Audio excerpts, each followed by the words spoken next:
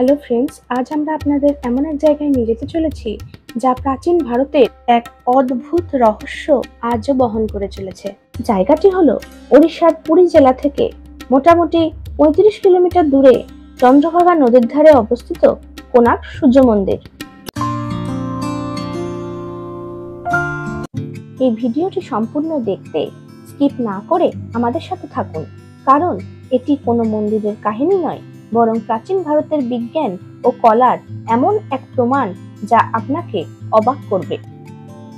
সকালে পুরীর সমুদ্রে কিছুটা ঘুরে আমরা ঠিক বেলা 10টার সময় বেরিয়ে পড়লাম সূর্য মন্দিরের উদ্দেশ্যে।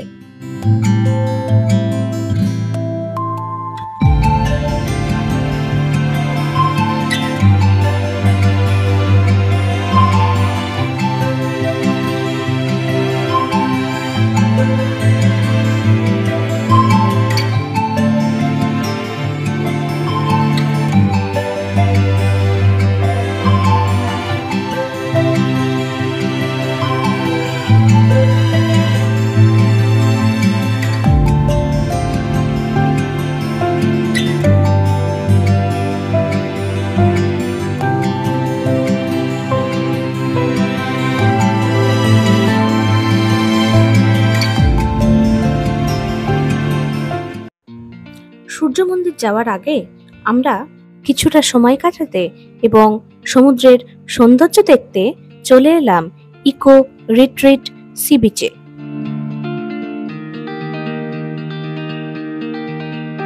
সেখানে চারপাশের সৌন্দর্য উপভোগ করে আমরা আবার বেরিয়ে পড়লাম কোণার্ক সূর্য মন্দিরের উদ্দেশ্যে।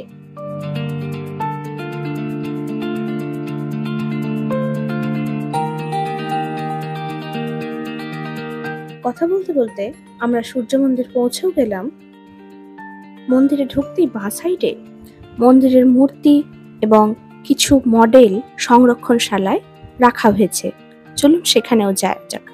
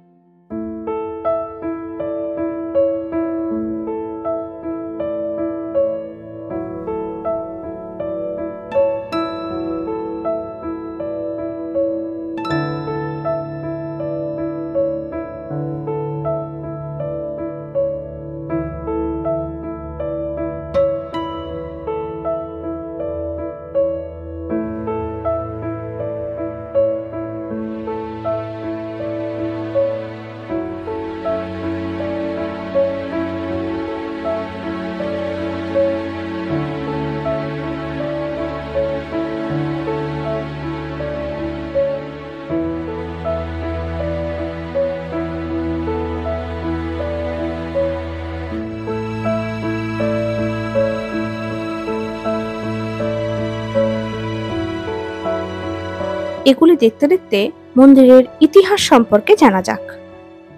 এখন প্রশ্ন হলো, এই মন্দিরের নির্মাণ কে করেছিলেন? এর উত্তর লুকিয়ে আছে তাপর যুগে। শাম্ব, যেখানে ভগবান শ্রীকৃষ্ণের পুত্র অভিশাপ পেয়েছিলেন, এরই পর থেকে শুরু হয় সূর্যদেবের মন্দির বানানোর কাহিনী। শাম্ব ছিলেন ভগবান শ্রীকৃষ্ণ ও জাম্ববতীর পুত্র। তার অদ্ভুত সৌন্দর্য ও আকর্ষণ ব্যক্তিত্বের জন্য তিনি প্রসিদ্ধ ছিলেন, কিন্তু এটি ওনার সব থেকে কমজোরিও ছিল। শাম্বের অহংকার এতে আস্তে আস্তে বাড়তে থাকে এবং উনি নিজেকে সর্বশ্রেষ্ঠ ভাবতে শুরু করে দেন।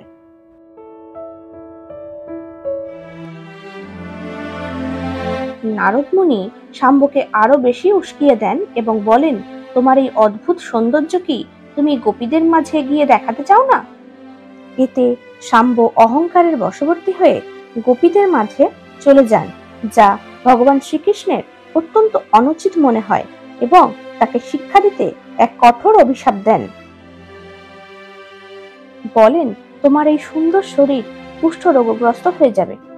অভিশাপ সঙ্গে সঙ্গে ফলতে শুরু করে এবং শাম্বের শরীর বিকৃত হয়ে যায়। শাম্ব এটি সারানোর জন্য অনেক ঋষির কাছে যান। অবশেষে তার সাক্ষাৎ হয় মহর্ষি কটকের সাথে।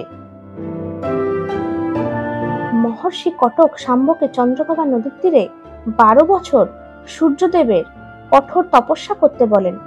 শাম্ব নদীর তীরে অন্ন জল ত্যাগ করে 12 বছর কঠোর তপস্যা করেন সূর্যদেবের। এতে সূর্যদেব প্রসন্ন হয়ে তাকে সৌন্দর্য ফিরিয়ে দেওয়ার ও সুস্থ থাকার আশীর্বাদ দেন। শাম্ব সূর্যদেবের আশীর্বাদে খুশি হয়ে প্রসন্নতার সাথে সূর্যদেবের মন্দির বানানোর সংকল্প নেন এবং চন্দ্রভাগা নদীর তটে তপস্যারত জায়গায় এক সুন্দর মন্দির বানান।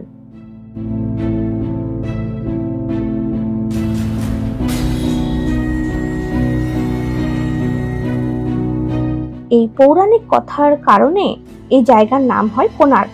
কোণ অর্থাৎ দিশা এবং অর্ক কথার অর্থ হলো সূর্য।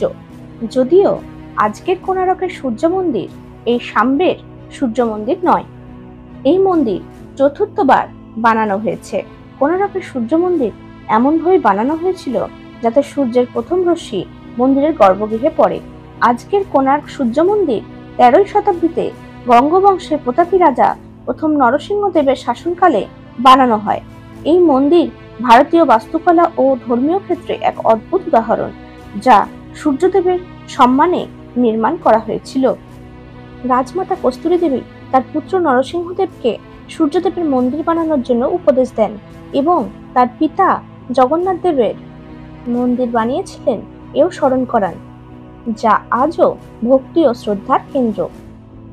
যেহেতু সূর্যদেব ছাড়া জীবনের কল্পনাও করা যায় না, সেহেতু এমন মন্দির বানানোর উপদেশ দেন যা যুগ যুগ ধরে সূর্যদেবের মহিমাকে জীবিত রাখে।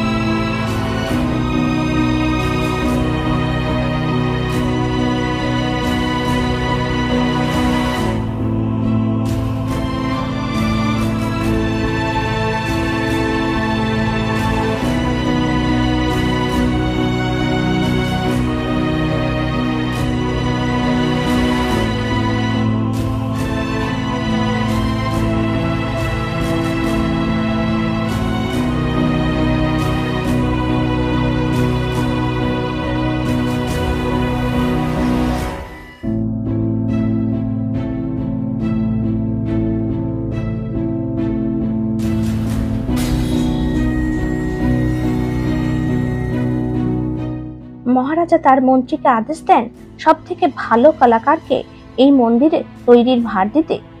মন্ত্রী সর্বশ্রেষ্ঠ কলাকার হিসেবে বিশু মহারানাকে এই মন্দির তৈরির ভার দেন ও চন্দ্রভাগা নদীর তীরে এই মন্দির বানানোর কাজ শুরু হয়।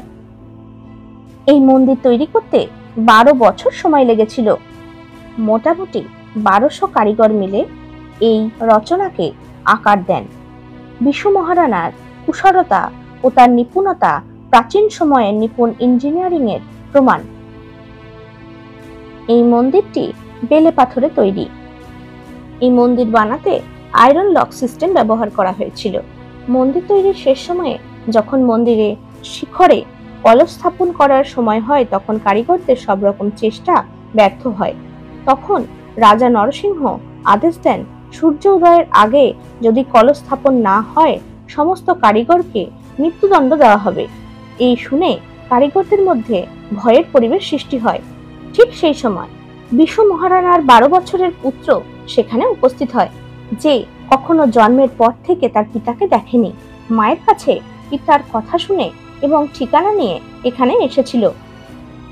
যখন সে দেখলো সব কারিগর এবং তার পিতা দুঃখী ও চিন্তিত, তখন সে তার পিতাকে বলে, আমি এই সমস্যার সমাধান করতে পারি, এবং পিতার কাছে অনুমতি চেয়ে নেয়।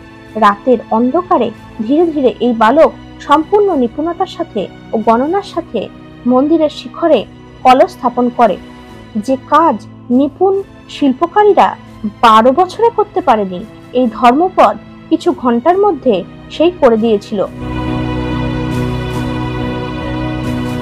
কিন্তু বালক ধর্মপদ চিন্তিত হয় এই ভেবে, যখন রাজা জানতে পারবে কারিগররা এটা করতে পারেনি, আমি করেছি, তখন তাদের অযোগ্য ভেবে এমনিতেই মৃত্যুদণ্ড দেবে। এই ভেবে সবাইকে বাঁচাতে মন্দিরের শিখর থেকে চন্দ্রভাগা নদীতে ঝাঁপ দেয় এবং নিজে আত্মাহুতি দেয়। সকালে এসে যখন রাজা মন্দির শিখরে স্থাপিত কলস দেখেন এবং গর্ভগৃহে সূর্যদেবের ঝুলন্ত মূর্তি দেখেন, তখন অত্যন্ত প্রসন্ন হন।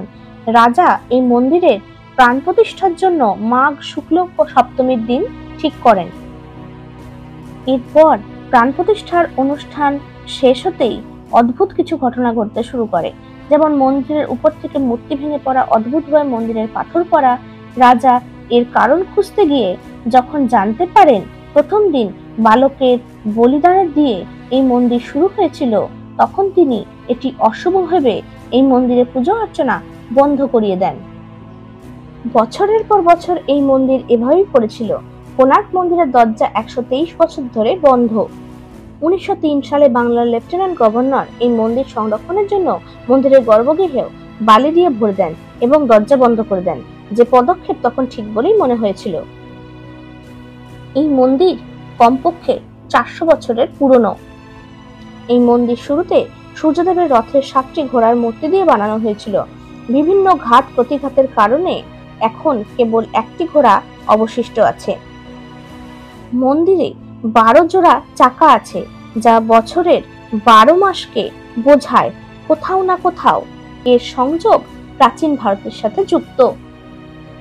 সব থেকে বিস্ময়কর হলো এই মন্দিরের চাকা, যা সূর্য আর চাঁদের গতিতে চালিত হতো। এক প্রাচীন সময়ের যন্ত্রপাতি, যা আজও কাজ করে সঠিক সময় দেখার। সব থেকে বিস্ময়কর ঘটনা ছিল ভগবান সূর্যের মূর্তি হাওয়ায় ভাসমান ছিল, কোনো অবলম্বন ছাড়াই, যা আজও মডার্ন টেকনোলজি ও বিজ্ঞানের জন্য এক অদ্ভুত রহস্য। তার সাথে মন্দিরের মাথায় বসানো 52 টনের এক বিশাল চুম্বক, যা এই চমৎকারকে সম্ভব বানাতো। এই চুম্বক এতটাই তীব্র ছিল যে এর পাশ দিয়ে কোনো জাহাজ গেলে তাদের কম্পাস কাজ করতো না এবং অনেক সময় দুর্ঘটনাও ঘটে যেত। সেই কারণে পর্তুগিজ নাবিকরা একসময় এই চুম্বক খুলে জাহাজে করে নিজেদের দেশে নিয়ে চলে যায়। এই চুম্বকটি খোলার পর থেকে বিভিন্নভাবে এই মন্দির ক্ষতিগ্রস্ত হয় এবং পাথর যে কোনো জায়গা থেকে খুলে পড়ে তার আকৃতি অনেকটাই নষ্ট হয়। ভারত সরকার 2022-এ এর বালি সরিয়ে গর্ভগৃহ খোলার সিদ্ধান্ত নিলেও আজ পর্যন্ত সে কাজ সম্পূর্ণ হয়নি।